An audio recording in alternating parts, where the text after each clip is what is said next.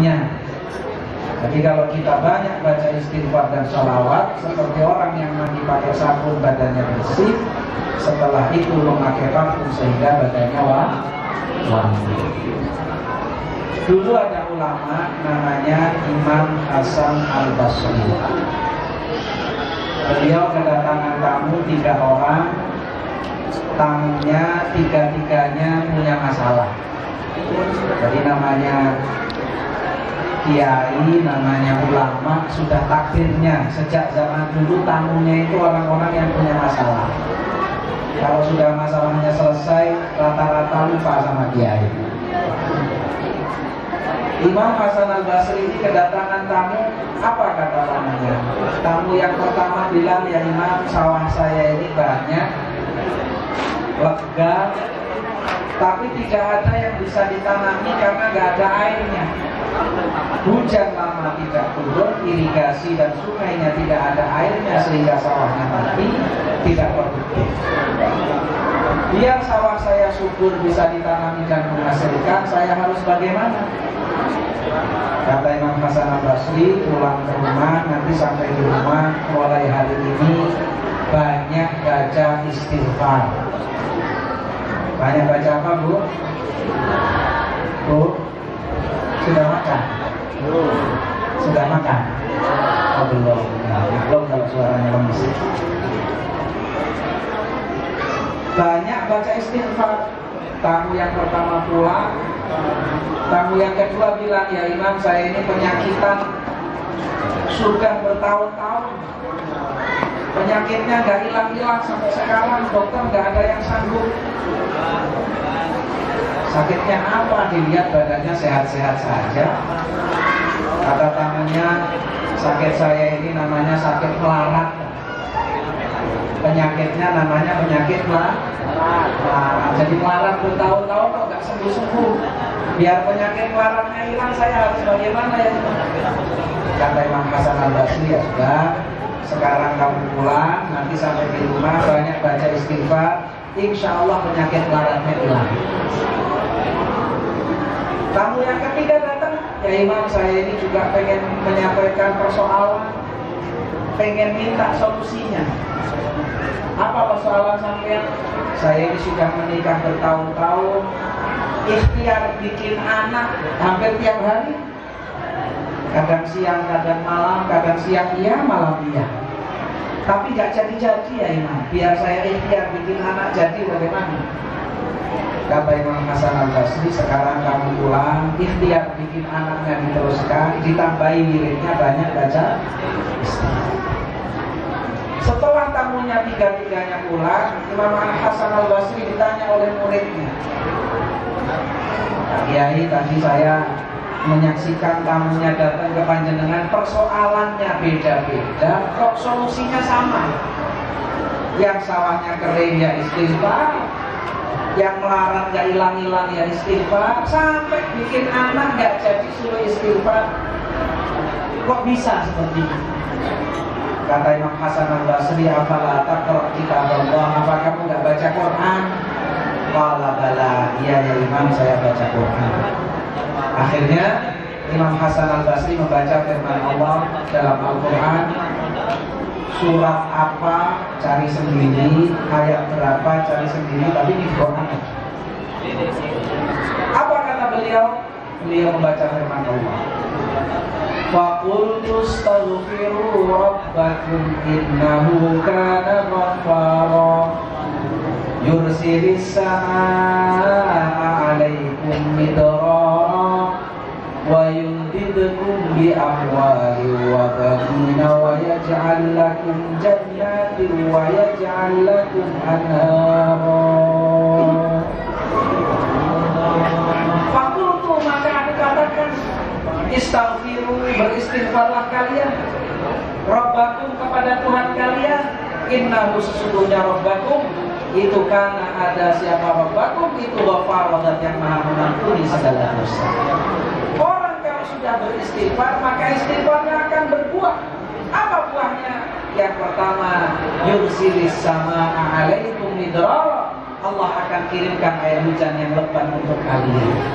Artinya pertanyaan tamu yang sawahnya kering dijawab oleh Allah. Wa yumdidkum bi amwal, dan Allah akan memanjangkan kalian dengan amwal. Amwal itu jamak dari malun, artinya harta-harta yang melimpah. Allah tidak menyebutkan dengan yang samar lagi pakai arzak, rizki tidak, tapi pakai amwal, harta yang melimpah. Yang ketiga, wabani, dan keturunan tamu yang bikin anak gak jadi-jadi, ada solusinya di dalam Al-Qur'an. Tinggal kita ini saja yang harus kembali kepada Al-Quran, senang deres Al-Quran, meyakini isinya Al-Quran, mengamalkan semampu kita apa yang ada di dalam Al-Quran. Jangan ada masalah datang ke orang yang gak jelas, datang ke orang tukang ramal, datang ke dukun, datang ke siapa yang tidak jelas pertanggung jawabannya. Semua solusi kehidupan ini ada di dalam Al-Quran. Tidak hanya itu saja, tidak sampai wa yumdidkum bi amwali wa bani, tapi Allah masih tambahkan wa yaj'al lakum jannat. Kalau kebiasaan beristighfar ini dilakukan oleh masyarakat yang dalam jumlah yang besar dalam suatu kampung, dalam suatu negeri, maka Allah akan jadikan kebun-kebun istilah daripada banyaknya daun-daun yang hijau, akan tercipta suasana yang sejuk, sehingga tidak seperti daun-daun yang kering. Orang itu kalau seperti daun kering, disulut mudah terbakar, diikat untuk bersatu susah, kena angin sedikit buyar. Itu kalau tidak beristighfar. Makanya mudah terprovokasi, susah diajak bersatu. Itu kalau tidak mau beristighfar. Tidak hanya sampai di situ saja, Allah masih tambahkan lagi. Wa yaj'al lakum anhara, sungai-sungai akan mengalir. Sungai itu adalah lambang keberkahan suatu negeri, lambang baldatun thayyibatun wa rabbun. Makanya istighfar ini penting. Ya. Pesannya Habib Umar, akhir zaman ini yang paling manfaat pertama adalah banyak beristighfar. Pertanyaannya, istighfar itu apa? Kalau kita belajar bahasa Arab itu kalimat ada 3 macam. Ada namanya isim, kata benda. Ada namanya fi'il, kata kerja. Ada namanya huruf ja'al makna. Huruf-huruf yang mempunyai makna. Kursiun, kursi, ini kata benda. Ya. Kaubun, baju, itu kata benda. Miswatun, speaker, ini kata benda. Kalau kata kerja dalam bahasa Arab, ini uniknya bahasa Arab. Semua kata kerja dalam bahasa Arab hurufnya pasti 3. Kalau ada huruf lebih dari 3, itu namanya mazid, huruf tambahan. Jadi fi'il itu hanya sulasi, 3 huruf. Kalau tidak ada tambahannya namanya mujarrad, hanya 3 huruf saja. Kalau ada lebihnya namanya mazid, berarti itu huruf tambahan. Doroba, memukul, 3 huruf. Jalasa, duduk, 3 huruf. Qala, berkata. Qaf, alif, lam, 3 huruf. Syariba, minum. Shin, roba, 3 huruf. Cuma yang mau diminum gak ada. Ya, 3 huruf. Nakaha, menikah, 3 huruf. Nakaha lagi, menikah lagi yang kedua, tetap 3 huruf. Jadi nikah pertama dan nikah kedua hurufnya sama. Nih, kalau ada lebih dari 3, lebihannya itu namanya huruf tambahan. Ghafara, mengampuni. Istighfar, menjadi minta ampun. Asal katanya 3 huruf, mendapat tambahan huruf hamzah, sin dan ta, menjadi minta ampun. Ghafara, mengampuni, mendapat tambahan 3 huruf, menjadi meminta ampun. Apa maknanya minta ampun? Minta ampun itu hanya bisa dilakukan oleh orang yang merasa bersalah, walaupun tidak punya salah. Dan istighfar tidak akan dilakukan oleh orang yang tidak merasa bersalah, walaupun kesalahannya banyak. Dulu waktu kita ngaji di madrasah, ada kitab namanya Aqidatul Awam. Di dalam salah satu nadamnya itu ada bunyinya begini, ismatuhum kasairil malaikah wajibatun wa fadlul malaikah. Ismatuhum, kemaksuman para nabi dan rasul itu wajibatun, wajib, kasairil malaikah, seperti malaikat-malaikat.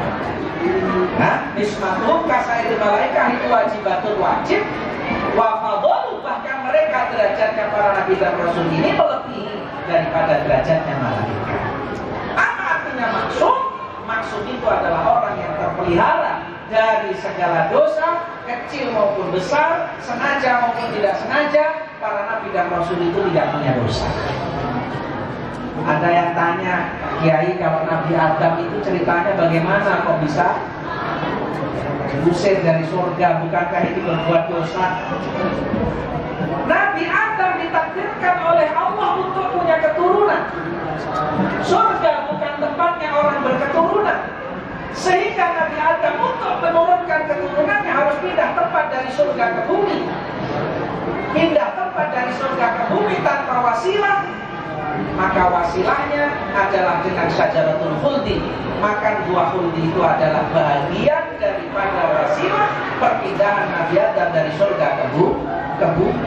Makanya Imam Qadimiyah mengatakan, "Lau kuntu Adam la akaltul khulda kullaha." Andaikan Adamnya saya, khuldi itu saya makan semuanya, orang tidak apa-apa. Tapi Nabi Adam alaihissalam, walaupun itu hanya satu, jika itu dianggap salah, dan itu bukan salah, istighfarnya Nabiullah Adam alaihissalam diabadikan di dalam Al-Quran. Rabbana zalamna anfusana wa illam taghfir lana wa tarhamna lanakunanna minal khasirin. Itu diabadikan oleh Allah. Berapa lama istighfarnya Nabi Adam membaca itu? Bersujud baca istighfar tersebut sambil membaca istighfar itu di atas batu, sambil menangis lamanya 100 tahun. Sujud hanya karena menyesali satu persoalan, padahal itu bukan salah, tapi merasa bersalah. Dan banyak nabi dan rasul yang lain yang alaihi wassalatu wassalam. Baginda junjungan kita Nabi besar Muhammad, baginda junjungan kita Nabi besar Muhammad sallallahu alaihi wasallam, beliau sayyidul awwalin wal akhirin, awwalu man yadkhulul jannah wa awwalu man yanzilu fi qusuriha, syafi'ul ummah, yang memberi syafaat seluruh umat ini. Beliau dalam riwayat yang sahih, setiap malam istighfarnya tidak kurang dari 70 kali. Pertanyaannya, salahnya Kanjeng Nabi apa? Tidak ada salah, tapi merasa bersalah. Orang kalau merasa bersalah itu sejuk, enak gitu. Akhir zaman ini mencari orang yang merasa bersalah sudah susah. Yang ada merasa benar. Komponen masyarakat itu yang paling kecil namanya keluarga. Keluarga yang paling kecil namanya suami istri, karena belum punya anak. Coba bayangkan, suami istri isinya hanya 2 orang. Kalau rebutan masing-masing merasa benar sama masing-masing merasa salah, suami istri itu hidup lebih sejuk yang mana kira-kira? Lebih sejuk yang merasa benar apa lebih sejuk yang merasa salah? Yang merasa salah. Coba kalau suami istri bilang, kamu ini marahin istrinya, suaminya merasa benar. Istrinya jawab, kan malah kamu, kok saya yang disalahin? Istrinya merasa benar, ya lumayan, setiap hari disalah, gelas 1 pecah. Besok ada persoalan lagi, merasa benar lagi, piring 1 pecah.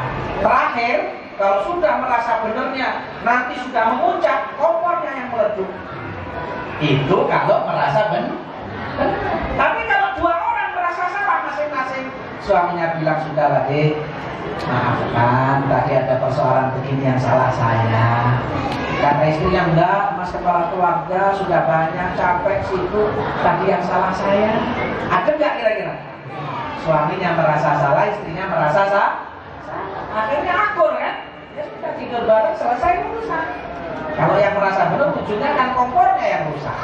Nah inilah karenanya, itu baru 2 orang. Kita bisa bayangkan kalau di negeri kita ini 250 juta penduduk, mulai yang paling tinggi sampai yang paling bawah, semuanya merasa benar, tidak ada yang mau merasa salah. Akan apa jadinya negeri kita ini? Rukunnya kapan? Karena inilah penting kita ingatkan kembali ajaran para nabi dan rasul, para pemimpin, para aulia kita, para aslafuna selalu mendidik kepada kita menciptakan suasana yang sejuk, karena kesejukan itulah yang akan menciptakan kita tenang beribadah, kita tenang ngaji, kita tenang menyampaikan nasihat.